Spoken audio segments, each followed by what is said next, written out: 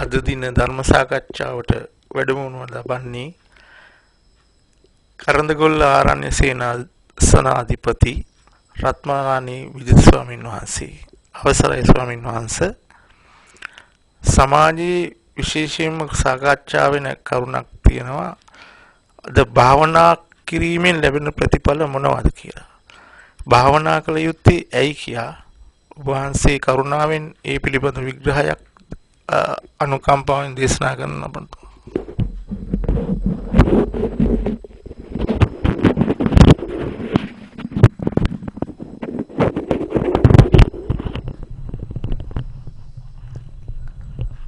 තෙරුවන් සරණයි. පින්වත් මහත්මයා සිහිපත් කළ කාරණය අද කාලෙට උචිත මාතෘකාවක්. මේ අවස්ථාවේ ඒ කාරණය පිළිබඳව කරුණු රාශියක් ගැබ් වෙලා තියෙනවා. භාවනාවක් කිරීම තුළින් පින්නතුනි තමන්ගේ සිතට පුදුම සැනසීමක් ලැබෙනවා. ඒ අනුව සර්වඥ සම්මා සම්බුදුරජාණන් වහන්සේ පහදා වදාළ කරුණු අනුව භාවනා ක්‍රම රාශියක් තියෙනවා. කුඩා දරුවන්ටත් ඒ වගේම වැඩිහිටියන්ටත් මැදියම් වයසේ අයටත් ඔය සම්බන්ධව නොඑක් අවස්ථාවලදී අපිට ඉදිරිපත් කරලා තියෙනවා. නමුත් මේ අවස්ථාවෙත් මේ වටිනා මාතෘකාව ඉදිරිපත් කළා. එය අනුව අපි බලාපොරොත්තු වන්නේ ඒ අදාළ කරුණ අනුව කරුණු කීපයක් ඉදිරිපත් කරන්න. ඕනම කෙනෙකුට පින්නතුනි මේ භාවනා කිරීම තුළින් එදිනෙදා සමාජයේ ගැටෙන අයට හිතට සැනසීමක් ලබන්නට නම් භාවනාවක් කළ යුතු වෙනවා. ඒ කාරණේ පිළිබඳව අපි හොඳින් තේරුම් කරගන්නට ඕන. ප්‍රථමයෙන්ම තමන්ගේ හිත හික්මවා ගන්නට අපිට අවශ්‍ය වෙනවා. ඒකට අපි ප්‍රථමයෙන් තමන්ට අවශ්‍යයි තමන්ගේ හිතේ සැනසීම ලබන්නට. ඒ අනුව විශේෂයෙන්ම බුදුගුණ භාවනාවක් තුළින් මහා පුදුම වෙනසක් වෙනවා තමන්ගේ සිතට. ඉතිපිසෝ භගවා අරහං සම්මා සම්බුද්ධෝ විජ්ජා චරණ සම්පන්නෝ සුගතෝ ලෝකවිදු සත්තා දේව මනුස්සානං බුද්ධෝ භගවාති. බලන්න මේ ලෝතර බුදුරජාණන් වහන්සේගේ ගුණ මහා පුදුමයි. උන්වහන්සේ පින්නතුනි බුද්ධ ගයා ශුද්ධ භූමියේදී වජිරාසන රූઢව ලෞතර බුද්ධ රාජ්‍යයට පත් වෙන අවස්ථාවේ උන්වහන්සේට ඥාන සාගරයක් ලැබුණා. සර්වඥතා ඥානය ලැබුණා. ඒ සර්වඥතා ඥානය ලැබීම තුළින් උන්වහන්සේට සර්වඥ කියන නාමය ලැබුණා. මොකද්ද මේ සර්වඥ කියන්නේ පින්නතුනි? සර්වඥ කියන්නේ සියල්ල දක්නා නුවණ. මේ ලෝකේ නොඑක ශාස්ත්‍රවරු පහළ වුණා. නමුත් පින්නතුනි කිසිම කෙනෙකුට සර්වඥ සම්මා සම්බුදුරජාණන් වහන්සේ කියලා ආමන්ත්‍රණය කරන්නේ. සාරාංශක කල්පලක්ෂයක් පාරමී පුරා ලෞතර බුද්ධ රාජ්‍යයට පත්වන මහෝත්තමයන් වහන්සේ කෙනෙකුට පමණයි සර්වඥ සම්මා සම්බුදුරජාණන් වහන්සේ කියලා ආමන්ත්‍රණය කරන්නේ. ඒ අනුව පින්නතුනි කුඩා දරුවන්, මැදියම් වයසේ දරුවන්, මේ වැඩිහිටියන්ට පවා මේ බුදුගුණ භාවනාව පහසුවෙන් වඩන්න පුළුවන්. නිතරම අපි ඉතිපිසෝ ගාථාව තමන්ගේ වැඩ කටයුතු වලදී පවා සජ්ජායනා කරනවා නම් හිතට මහා පුදුම සැනසීමක් ලැබෙනවා. අනුලෝම පටිලෝම වශයෙන් වඩන්න පුළුවන්. එහෙම නැත්නම් එක ගුණය අරන් වඩන්න පුළුවන්. මේ බුදුගුණ වැඩිවීමක් තුලින් පින්නතුනි අපේ මතක ශක්තිය වර්ධනය වෙනවා. මේ බුදුගුණේ තියෙන වටිනාකම එපමණයි කියලා අපිට කියන්න බෑ. ඒ නිසා අපි සෑම අවස්ථාවකදී ගෙදර දොරේ වැඩ කරනකොටත් යන එනකොටත් පහසුවෙන් වඩන්න පුළුවන් එකම භාවනාව තමයි බුදුගුණ භාවනාව. ওই බුදුගුණ භාවනාව වඩන පුද්ගලයාගේ මුහුණ පවා පැහැපත් වෙනවා පිළිතුරේ. මතක ශක්තිය වර්ධනය වෙනවා. සමහර අය කියනවා ස්වාමීන් වහන්සේ හරියට මට අමතක වෙනවයි කියලා. මොකද හිත එක්තැන් නැති නිසා තමයි ඒ අමතක වීම පින්නතුනි සිද්ධ වන්නේ. ඒකට අපි නිතරම බුදුගුණ සිතින් ආවර්ජනා කරනවා නම් සිතින් බුදුගුණ සජ්ජායනා කරනවා නම් අන්නේ මතක ශක්තිය වර්ධනය වෙනවා. ඒ මහා පුදුමයි පින්නතුනි. ලෞතර බුදුරජාණන් වහන්සේගේ ගුණ මහා පුදුමයි. සාරිපුත්ත මහරහතන් වහන්සේ පවා ලෞතර බුදුරජාණන් වහන්සේගේ බුදුගුණ නොඑක් විදිහින් දේශනා කළා. බුදුගුණ කොච්චර දේශනා කළත් නිමාවක් නැහැ පින්නතුනි. තව තවත් දේශනා කරන්න තියෙනවා. ඒක මහා පුදුම ගුණයක්. ඒ අනුව අපේ ජීවිතේ අපි නිතරම තමන්ගේ නිවසේ වුණත් පිළිම වහන්සේ ඉදිරියට ගිහිල්ලා දෙනෙත් හොඳට විවර කරගෙන 3 වතාවක් විතර බුදුගුණ වඩනකොට මහා පුදුම සැනසීමක් ලැබෙනවා. ඔයාගෙම දෙනෙත් පියාගෙනත් අපි මේ විදිහට බුදුගුණ සිහිපත් කරනවා. ඔහොම ටික වෙලාවක් වඩනකොට පින්නතුනි ජීවමාන බුදුරජාණන් වහන්සේගේ අර අපි දැක්ක ප්‍රතිරූපය අතුරුදහන් වෙලා තමන්ගේ හිතේ ඒ ගුණ පිහිටන ස්වභාවයක් තියෙනවා. ඒකම තමන්ගේට ලෞතර බුදුරජාණන් වහන්සේ කෙරෙහි අචල ශ්‍රද්ධාවක් ඇති වෙනවා. තමන්ගේ හිතට පුදුම සැනසීමක් ලැබෙනවා. ඒ බුදුගුණ වැඩිම තුලින් ওই විදිහට අපි ඕනම ක්‍රියාවක් කරන අවස්ථාවකදී මේ බුදුගුණ වඩන්න පුළුවන්. බුදුගුණ භාවනා වඩන අවස්ථාවෙම වාඩි වෙන්නම අවශ්‍ය නැහැ. සක්මන් කරනකොට පුළුවන්. දැන් අපි නිවසක ඉන්නවා නම් ඉදලා කොස්සක් අරන් අමදින අවස්ථාවකදී වුණත් අපිට බුදුගුණ වඩන්න පුළුවන්. ඒතකොට අපි කරන ක්‍රියාව පවා පින්නතුනි බොහොම පිරිසුදු පැහැදිලිව කරන්න අපිට ශක්තියක් ලැබෙනවා. එසේ මෙසේ කෙනෙක් නෙමෙයි සාරවක සම්මා සම්බුදුරජාණන් වහන්සේ කියන්නේ. සාරාංශික කල්පලක්ෂයක් පාරමී පුරලා බුද්ධගයා ශුද්ධ භූමියේදී ජය ශ්‍රී මහා බෝධීන් වහන්සේ පිට දීලා සපරිවාර මාර පරාජයකට ලෞතර බුදු රාජ්‍යයටපත් වුණ මහෞත්තමයන් වහන්සේගේ ගුණයි අපි මේ සිහිපත් කරන්නේ කියන හැඟීම අපේ හිතේ තියෙන්න ඕන. අන්න තමන්ගේ හිතට ලොකු සැනසීමක් ඒ අවස්ථාවේ ලැබෙනවා.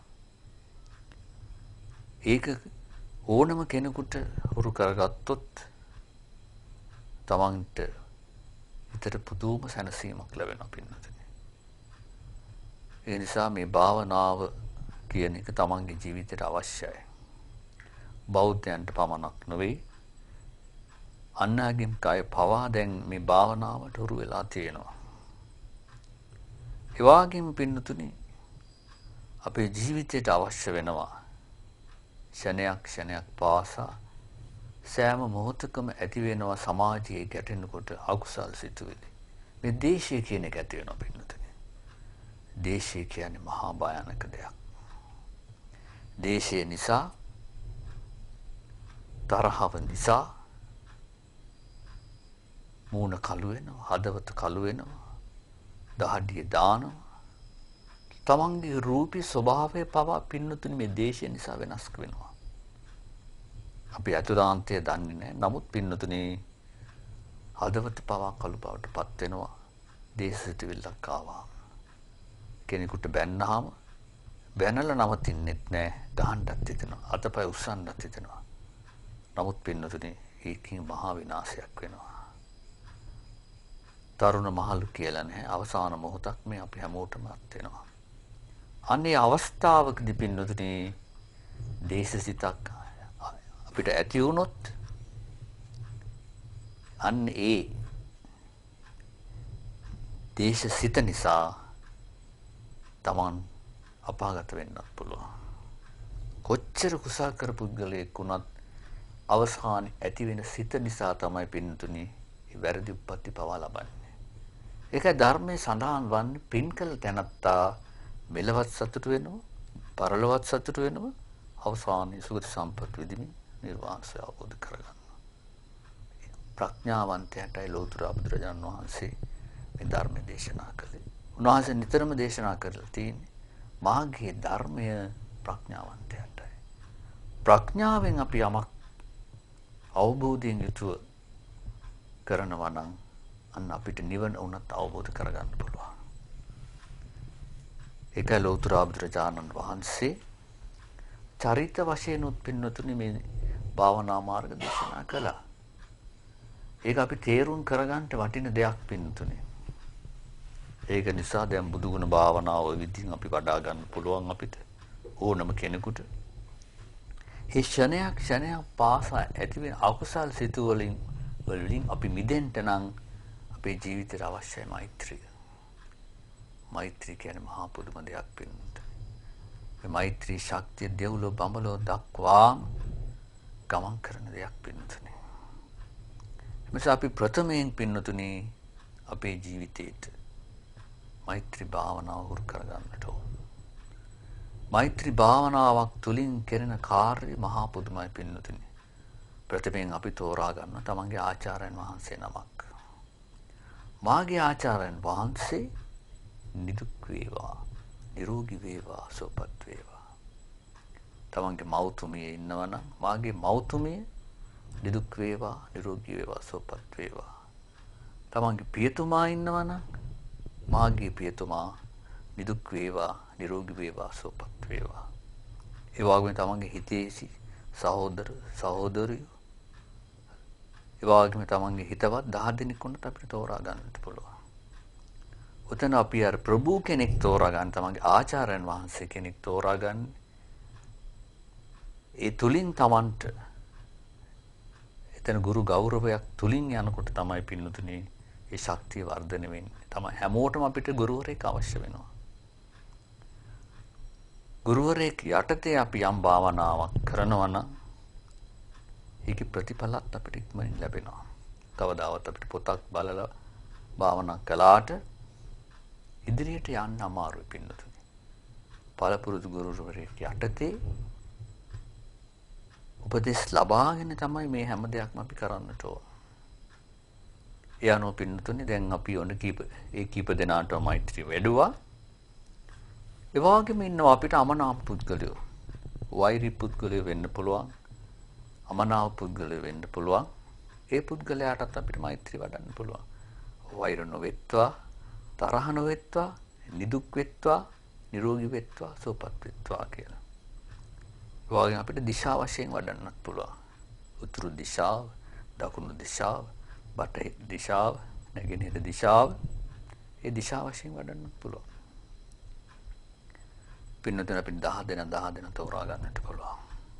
ධර්මයේ සඳහන් වන ආයුරින් මෛත්‍රී ධ්‍යාන පින්නතුනි 528ක් ලබන්න පුළුවන්. අන්නේ මෛත්‍රී ශක්තිය හොඳින් වර්ධනය කරගත්ත පුද්ගලයාට තමන්ගේ දරුවෙක් වුණත්, ඒ වගේම තමන්ගේ මව්පියෝ වැඩිහිටියෝ ඕනම කෙනෙකුට වුණත් ඉස්සට අත තියලා වුණත් තමන්ට අදිෂ්ඨානයක් කෙරුවා නම් නිදුක් වේවා, නිරෝගී වේවා, සුවපත් වේවා කියන දේ සිතින් ආවර්ජනය කරමින් ඒ මොහොතේම පින්නතුනි ඒ ශක්තිය ලැබෙනවා.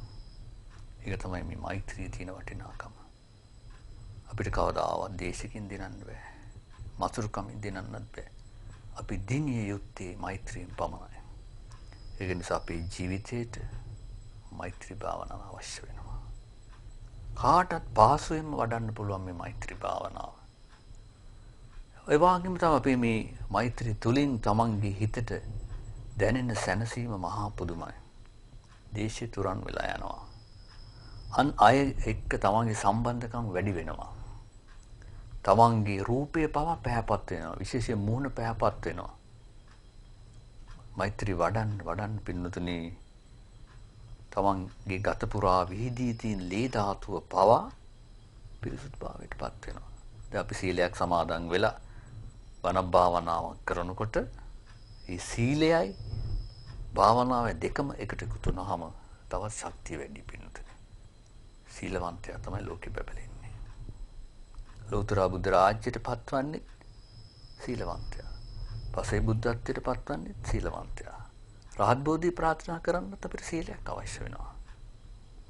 ඒක නිසා පින්නතුනි අපි මේවා පියවරින් පියවර නිසි ගුරු උපදෙස් ලබාගෙන අපේ මේ ගමන යන්නට ඕන. ඒ නිසා දැන් අපි බුදුගුණ භාවනා පිළිබඳව කෙටි හැඳින්වීමක් කළා. මෛත්‍රී භාවනා පිළිබඳව කෙටි හැඳින්වීමක් කළා. ඊට පස්සේ අපිට පුළුවන් තරම් මේ මෛත්‍රී භාවනාව හුරු කරගෙන අපිට යන්න පුළුවන් අසුභ භාවනාවත්. මේ අසුභ භාවනාව තුලින් පින්නතුනේ අපිට ලැබෙන ශක්තිය අපේ මේ කය පිළිබඳව අපේ ශරීරයේ තියෙන කොටස් 32ක්. ඒ කොටස් 32 පිළිබඳව අපි අවබෝධයක් ලබා ගන්නට ඕන. දැන් අපිට උඩින් පේන්නේ නැහැ 32ම. නමුත් පින්නතුනේ මේ කොටස් 32 ඒ ක්‍රියාකාරීත්වය නිසා තමයි අපි කය පැවැදෙන්නේ. මේ කයේ තියෙන ඒ කොටස් 32 පිළිබඳව අපි අවබෝධයක් ඇති කර ගන්නට ඕන. අපිට ඉදිරියේ පේන්නේ කේශා, ලෝම, නඛ, දන්ත, චතෝ. කේසාව, එවාගේ ලෝම, නියපොතු, දත්, සම. ඔය හතර නම් පින්නතුනේ අපිට පිටින් පේනවා. නමුත් පින්නතුනේ ඔය ඇතුළතේ තියෙන කොටස් අපිට පේන්නේ නැහැ. දැන් ප්‍රථමයෙන් අපි කේශා අපිට ගන්නට පුළුවන්. අපි හිසට අත තිබ්බහම පින්නතුනේ කේසාව අපිට අහු වෙනවා.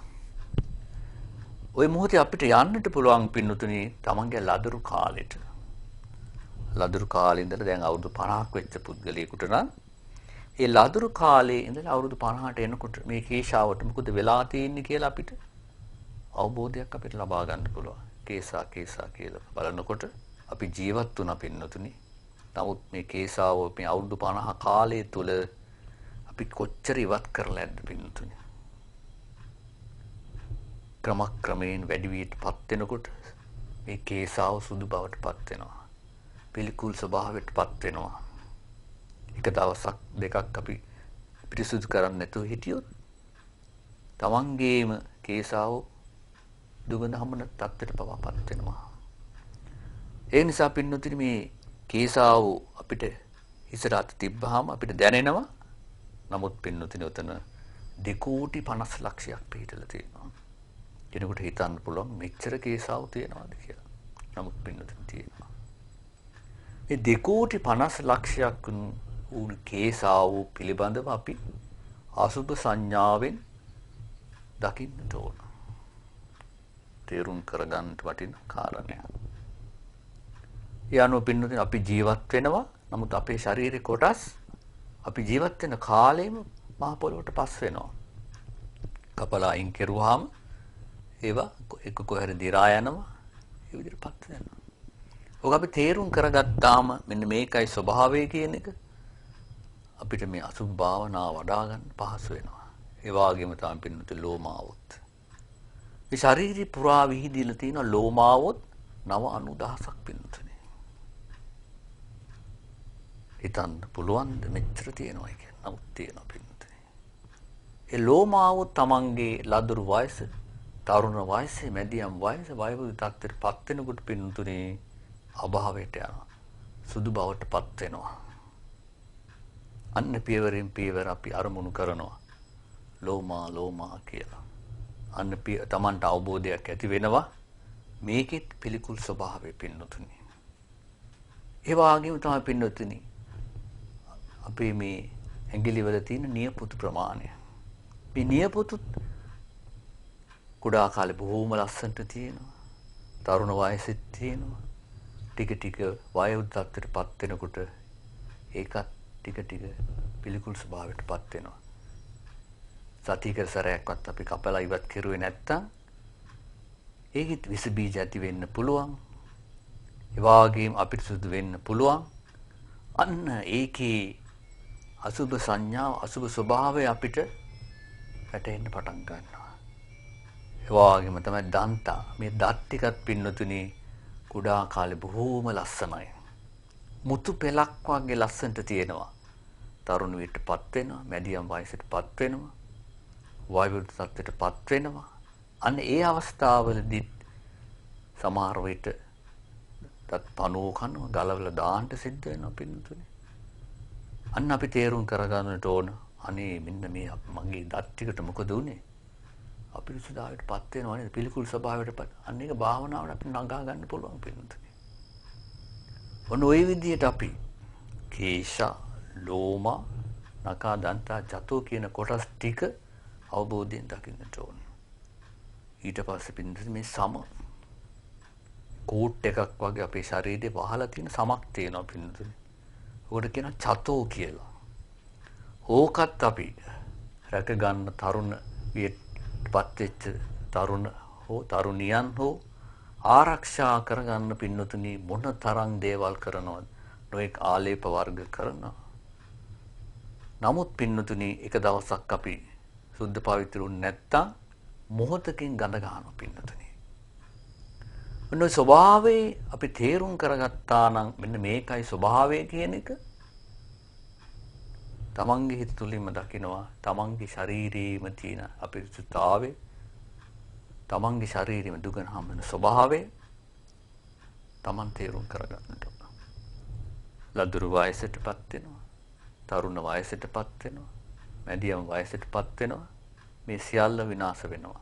අවසාන සමහර අවස්ථාවල වයෝවෘද්ධ තත්ත්වයටපත් වුණාම හැම ගොරෝසු වෙලා යන්තෝ ස්වභාවයටපත් වෙනවා. ඕවා අපි ක්‍රමක්‍රමයෙන් භාවනාව වඩාගෙන යනකොට අසු භාවනාව Tamanට අන්න අවබෝධ වෙනවා. අන්න ඔය විදිහට ඔය හතරට කියනවා පින්නතුනි චතුරාර්යක භාවනාව. බුදුගුණ භාවනාව, මෛත්‍රී භාවනාව, අසුභ භාවනාව, මරණ සති භාවනාව ඊගාවට තියෙනවා. ඊගාවට අපිට මේ මරණ සති භාවනාව තුළින් විශේෂ දෙයක් තියෙනවා පින්නතුනි. කවදා හෝ අපි මේ මරණයටපත් වෙනවා පින්නතුනි. මේ මරණයටපත් වෙන අවස්ථාව අපි හුරු කරගන්න නම් අනිවාර්යෙන් මරණයට බය නැතුව මුහුණ දීමේ හැකියාව ඇති කරගන්න නම් මරණ සතිය භාවනාව වඩන්නට ඕන. මාගේ ජීවිතය අනියතයි, මරණය නියතයි. මාගේ ජීවිතය අනියතයි, මරණය නියතයි. අන්න බලන්න. එහෙම වඩනකොට පින්නතුනි තමන්ගේම මුත් ශරීරය තමන්ගේ ඉදිරියේ තියෙනවා වගේ මැවිලා පේන්න පටන් ගන්නවා. බය වෙන්න දෙයක් නැහැ. කවදා හෝ ඔය தත්ත්වයට අපිටපත් වෙන්න සිද්ධ වෙනවා. මෑතක දැක්ක මුත් ශරීරයක් දිහා බලලා අපිට මරණ සති භාවනාව වඩන්න පුළුවන්. ජීවිතය අනියතයි, මරණය නියතයි කියලා. තමන්ගේම ශරීරයේ අරමුණු කරනකොට තමන්ගේම රූපය පින්නතුනි ඉදිරියේ මැවිලා පේන්න පටන් ගන්නවා. කෙනෙක් බය වෙන්න පුළුවන්. නමුත් පින්නතුනි බය වෙන්න දෙයක් නැහැ. කවදා හෝ අපිට මේ මරණයටපත් වෙන්න සිද්ධ වෙනවා. ලෝතර බුදුරජාණන් වහන්සේ පව පිරිනමන පෑවදාලා. මහරහතන් වහන්සේලා පව පිරිනමන පෑවදාලා. නමුත් පින්නතුනි තමන් ඥාන සම්පයුක්තව මේ අවබෝධ කර ගැනීම තමයි මෙතන අවශ්‍ය වන්නේ පින්නතුනි. ඒ වගේම ශරීරයේ තියෙන කොටස් 32ක්ම තියෙනවා. ඒ කොටස් 32ම අපි වඩා ගන්නට පුළුවන්. ඒ අනුව දැන් අපි මේ පැහැදිලි කිරීමක් කළේ චතුරාර්යක භාවනාව පින්නතුනි. එහෙමනම් මේ චතුරාර්යක භාවනාව වඩාගත් පුද්ගලයාට හොඳින් සතිය දියුණු කරගන්න පුළුවන්. අපිට ඉදිරියට යන්න නම් ආනාපාන සතිය වඩන්නට ඕන පිළිවෙලකට. ආනාපාන සතිය වඩන්නත් පින්නතුනේ සතිය අවශ්‍ය වෙනවා. ඒකට තමයි අපි බුදු ගුණ වැඩුවේ. චතුරාර්යක භාවනාව හුරු කරගත්ත පුද්ගලයාට පහසුවෙන් ආනාපාන සති භාවනාවත් ඉදිරියට කරගෙන යන්නට පුළුවන්. ඒ නිසා පින්නතුනි ඔය අපි සිහිපත් කළේ මේ කරුණු ටික භාවනා කළ යුත්තේ ඇයි කියන මූලික සිද්ධාන්තය. ඒ නිසා මේ පින්වත් මහත්මයන් සිහිපත් කළා මේ මූලික කරුණු කීපයක්. මේ පිළිබඳව අපි මේ අවස්ථාවේ සිහිපත් කළේ. ගෞරවනීය ස්වාමීන් වහන්සේ භාවනාව පිළිබඳ වූ ගැඹුරු විග්‍රහයක ඔබ වහන්සේ යෙදුණා. ඒ වෙනුවෙන් ඔබ වහන්සේට අපගේ নমස්කාර පූර්වක ස්තුති පුද.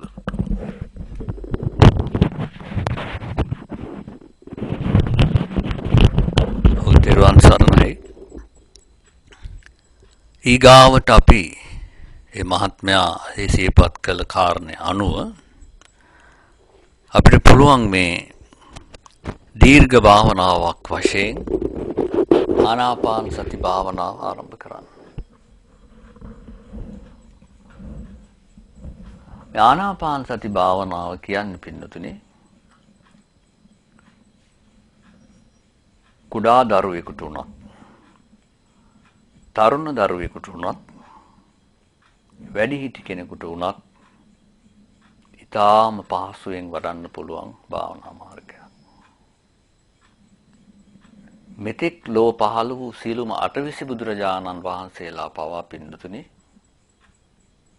ලෞතුරා බුද්ධ රාජ්‍යයට පත් වෙන අවස්ථාවෙත් ආරම්භ කළේ ආනාපාන සති භාවනාවෙන්.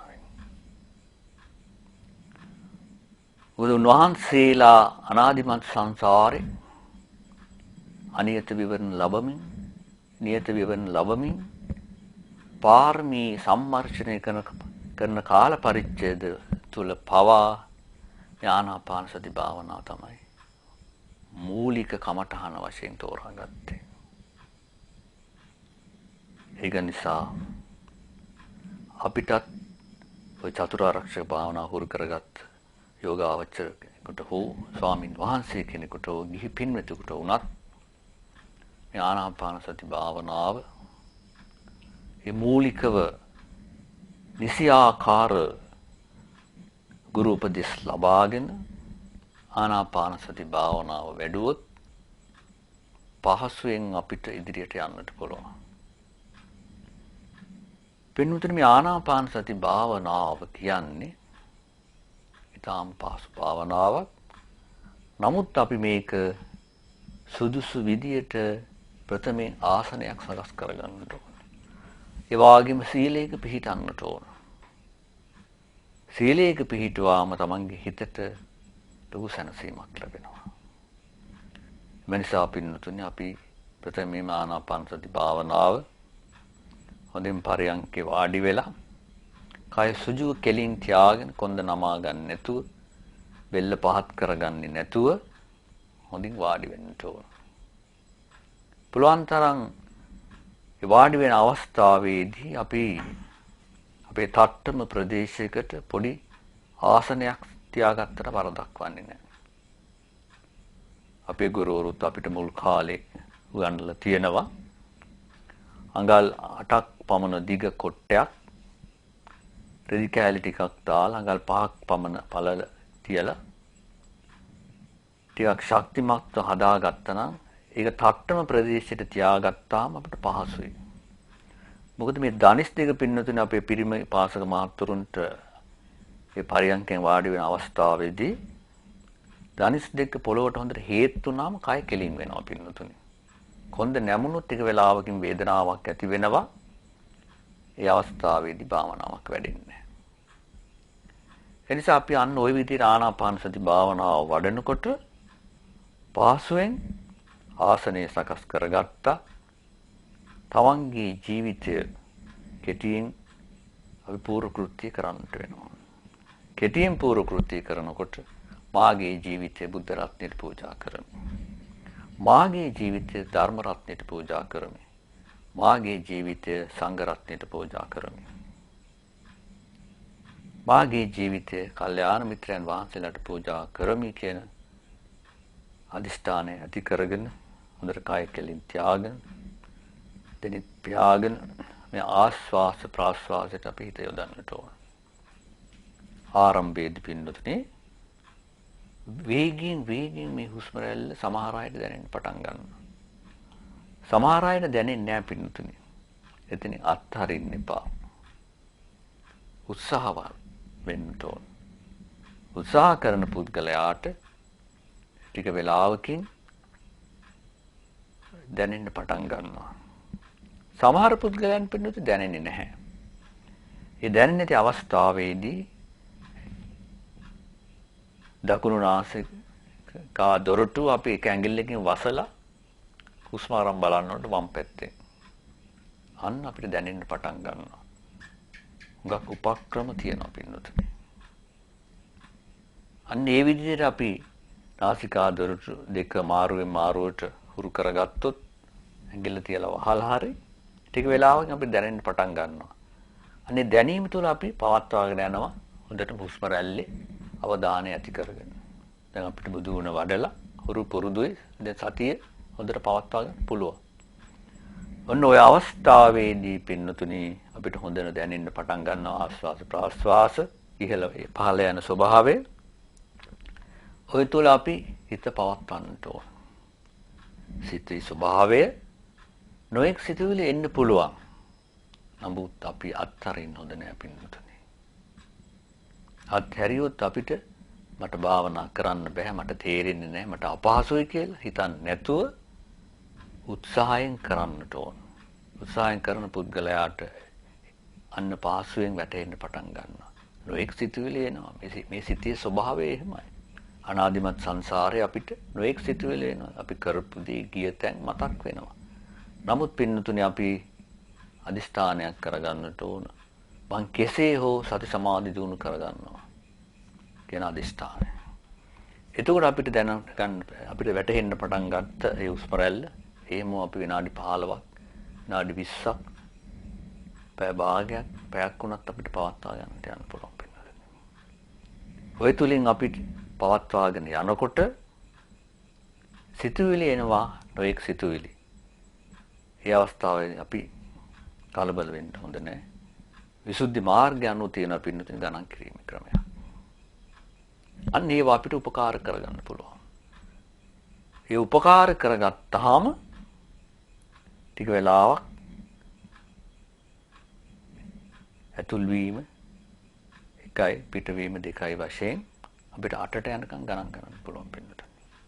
ආස්වාස ප්‍රාස්වාස පිළිබඳව අවබෝධයෙන් ගණන් කිරීමේ ක්‍රමය කරන්නට පුළුවන්. 8ට යනකම් ගණන් කරන්න පුළුවන්. අනේ එම නිසා පින්නතුනි අපි ඔන්න ඔය ආනාපාන සති භාවනාව ඔය විදිහට හුරු කරගෙන යන්න ඕන. ටික වෙලාවක් වඩාගෙන යනකොට පාසුණා කාලය දික් කරලා වඩාගෙන යන්න. අන්න ඒ අවස්ථාවේ පින්නතුනි මහා පුදුම විදිහට අපිට මේ ශක්තිය දැනෙන්න පටන් ගන්නවා. ආනාපාන සති භාවනාව වඩන්න ලොකු ශක්තියක් බවටපත් වෙනවා. ඔන්න ওই විදිහට පින්නතුනි ආනාපාන සති භාවනාව හොඳින් අපිට වඩ아가ගෙන යන්නට පුළුවන්. මේ භාවනාව කියන දේ පින්නතුනි මහා පුදුම සැනසීමක් ලබන්න තමන්ගේ ජීවිතයේ එදිනෙදා කටයුතු වලට පහසුයි ක්‍රමයක් බවට පත් කරගන්න නම් විශේෂයෙන්ම ආනාපාන සති භාවනාව මහා විදියට අපිට රුකුලක් බවට පත් කරගන්න පුළුවන්. ඒකයි මහා පුරුෂ භාවනාවක් කියන්නේ. මෙතෙක් ලෝ පහළ වූ සීලෝම බුදුරජාණන් වහන්සේලා පවා ආරම්භක කර්මස්ථානයේ වශයෙන් මේ ආනාපාන සති භාවනාව ආරම්භ කළා. ආනාපාන සති භාවනාව පැයක් දෙකක් වුණත් වඩාගෙන යනකොට සිත තැන්පත් වෙලා සිත සමාධි බවට පත් වෙනවා. උග්ඝා නිමිති මත වෙනවා. පටිභාග නිමිතිපත් වෙනවා. සිත අර්පණා තත්ත්වයටපත් වෙනවා. එහෙමපත් වුණ පුද්ගලයාට පුළුවන් ඒ තමන්ට දැනෙන ස්වභාවය තමන්ගේ ආචාර්යන් වහන්සේ කෙනෙක් සාකච්ඡා කරලා උග්ඝා නිමිත්තක් කියන්නේ එක්ක හුස්ම රැල්ලේ ස්වභාවය එහෙම මල් වට්ටයක් එහෙම නැත්නම් ආලෝක සංඥා දකින්න පුළුවන්.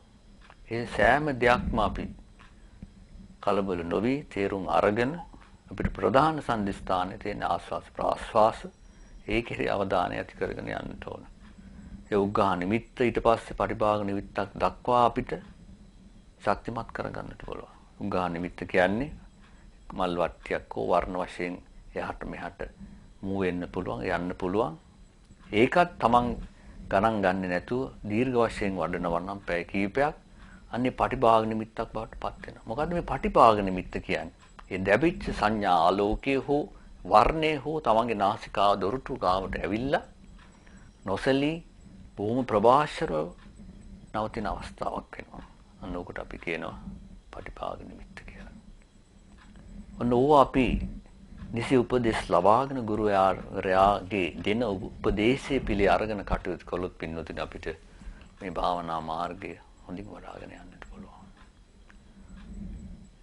ගුරුවරයා දෙන උපදෙස් නිසි ආකාරව කල්යාණ මිත්‍රයත්වයෙන් තේරුම් කරගන්නට ඕන. සංසාරේ පුරුද්ද තියෙන අයට හොඳින් වැටහෙන්න පටන් ගන්නවා. තමන් කරලා භාවනාවක් කරලා තියෙනවා නම් තමන් කරගෙන යන භාවනාවෙන් තමන්ට උපකාරය ලැබෙනවා පින්නතුනි. ඔන්න ඔය විදිහට අපිට ඊට පස්සේ ගුරු උපදෙස් ලබාගෙන ප්‍රථම ධ්‍යාන, ဒုတိ ය ධ්‍යාන, තෘතිය ධ්‍යාන, චතුර්ථ ධ්‍යාන ආදී ආනාපාන සති භාවනාවත් අපිට සම්පූර්ණ කරගන්නට අවස්ථාවක් සැලසෙනවා. ඒ අනුව ආනාපාන සති භාවනාව පිළිබඳව අපි මේ කරුණු තේරුම් කළා. මම දැනගන්න කැමති මේ පින්වත් මහත්මයාට තවත් මේ පිළිබඳව ඉදිරියට ඒ කරුණු තියෙනවා නම්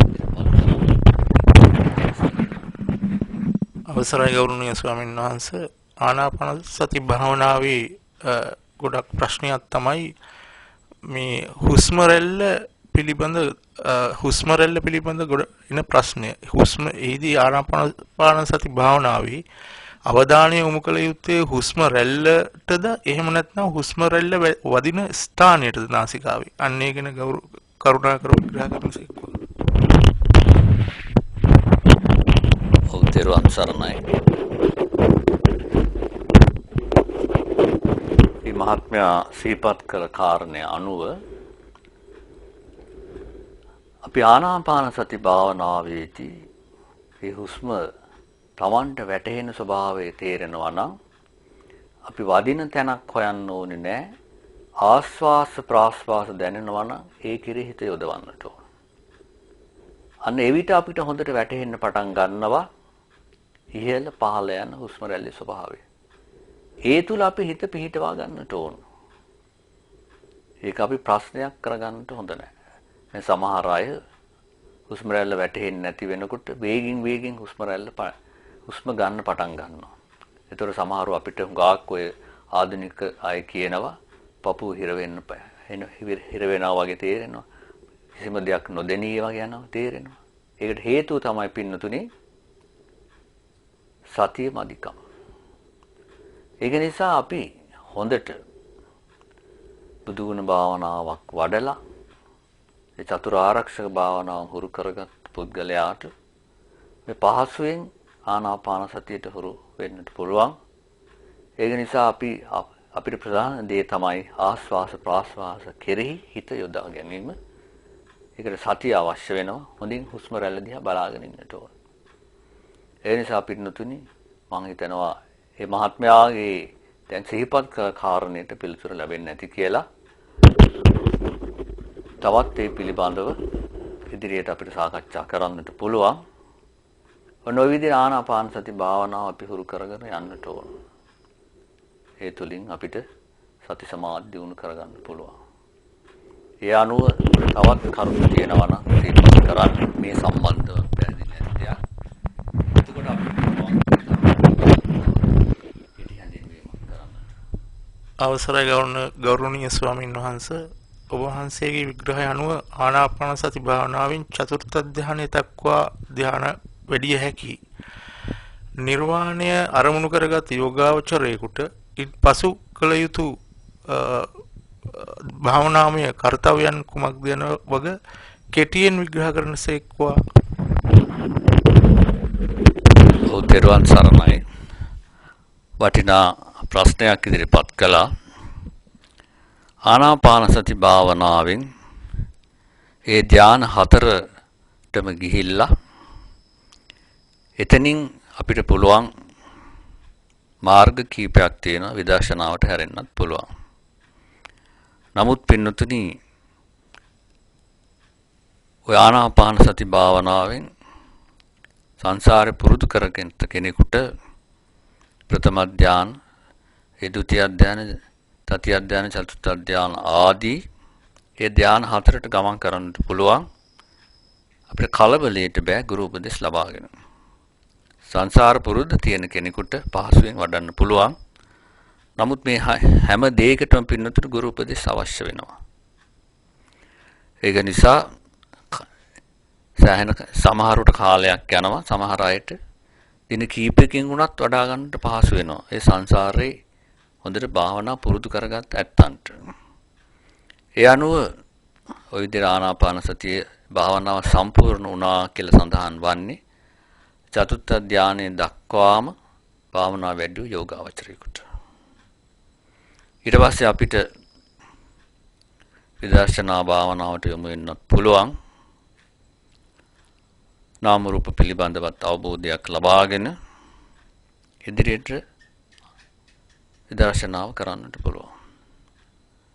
විදර්ශනාව හුරු කරගන්නට හොඳ පිළිවෙලකටම උපදෙස් ලබා ගන්නට ඕන. එම නිසා සෝවාන් සකෘදාගාමි අනාගාමි මාර්ගඵල නිවන් අවබෝධ කරගන්නටත් ප්‍රථමයෙන්ම අපිට මේ අභිධර්මයේ පිළිබඳවත් අවබෝධයක් තියෙන්න ඕන. අභිධර්මයේ හොඳින් හුරු කරගත්ත පුද්ගලයාට පින්නතුනි විදර්ශනා භාවනාව ඉතා පහසු වෙනවා. මොකද මේ අභිධර්මය කියන්නේ පින්නතුනි ගැඹුරු ධර්මය. ගැඹුරු ධර්මය කියන්නේ විදර්ශනාව. ඒ අනුව මේ ගැඹුරු ධර්මය හුරු කරගන්නට ඕන අපි. දැන් විසුද්ධි මාර්ගයේ අනුව විසුද්ධි මාර්ගයේ අධ්‍යයනය කරපු කෙනෙකුට වැටහෙනවා ඒ මුල ඉඳලාම භාවනා මාර්ගය හොඳට තේරුම් කරගන්නට පුළුවන්.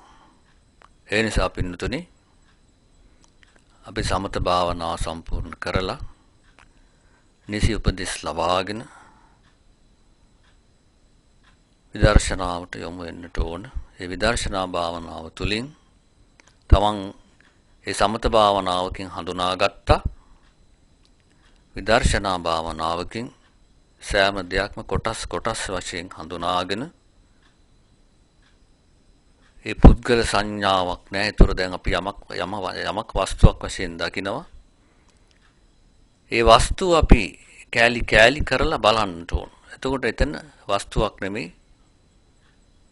එතන තියෙන්නේ ඒ විහිදිච්ච ස්වභාවයක් දකින්න පුළුවන් අපිට. ඕනම උපකරණයක් වුණත් කෑලි ගැලෙව්වහම ඒක ඒ උපකරණේ නෙවෙයි. ඒ වාගේ තමයි විදර්ශනා භාවනාවකනුත් අපිට තේරුම් කරගන්න තියෙන්නේ අවබෝධය පින්නතුනි. අනේ අවබෝධය ලබා ගන්නට නම් නිසි උපදෙස් ලබාගෙන හොඳින් භාවනා වඩා ගත්තොත් අපිට මේ භවයේදී උනත් සමත විදර්ශනා වඩලා උතුම් වූ අරිහත්වෙන් නිවන් අවබෝධ කරගන්නට පහසු වෙන සැලසෙනවා.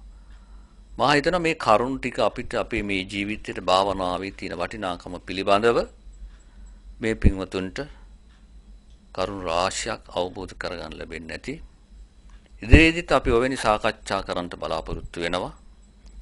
මේ සාකච්ඡාව තුළින් යම් දෙයක් මේ පින්වත් පිරිසට අවබෝධ කරගන්න ලැබුණා නම් මේ පින්වතුන්ට සර්වක සම්මා සම්බුදුරජාණන් වහන්සේ පාදා වදාළ උතුම් වූ ධර්ම මාර්ගයේ ගමන් කරමින් තම තමා බලාපොරොත්තු නිර්වාණ සෝය අවබෝධ කරගන්නට ලැබේවා කියලා ප්‍රාර්ථනා කරනවා. සියලු දෙනාටම සම්මා සම්බුදු සරණයි.